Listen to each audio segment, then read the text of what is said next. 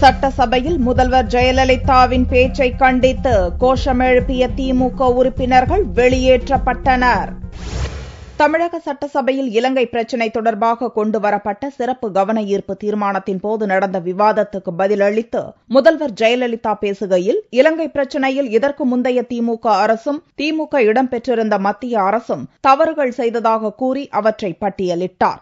இதை எதிர்த்து திமுக உறுப்பினர்கள் கோஷமிட்டனர். இதையடுத்து திமுக உறுப்பினர்களை கூண்டோடு வெளியேற்றும்படி சபாநாயகர் உத்தரவிட்டார். முதலமைச்சர் அவர்கள் என்ன செய்திருக்க வேண்டும்? அரசினுடைய கவனத்தை இருக்கக்கூடிய வகையில் பேசியிருக்கக்கூடிய பேச்சுக்களுக்கு பதில் சொல்லக்கூடிய வகையிலே தான் அவருடைய விளக்கம் இருந்திருக்க வேண்டுமே தவிர, அவர் வேண்டுமென்றே திட்டமிட்டு ஏற்கனவே தயாரித்து வைத்திருந்த அந்த பேச்சை எடுத்துக் கொண்டு வந்து கலைஞர் அவர்களை கொச்சைப்படுத்தக்கூடிய வகையில் உரையாற்ற தொடங்கிய காரணத்தால் தான் அதை நாங்கள் கண்டித்து அவைகளை நாங்கள் எதிர்ப்பு முழக்கமிட்டோம். அதை தாங்கிக் கொள்ள முடியாத வகையில் அவர்கள் எங்களை வெளியேற்றியிருக்கிறார்கள்.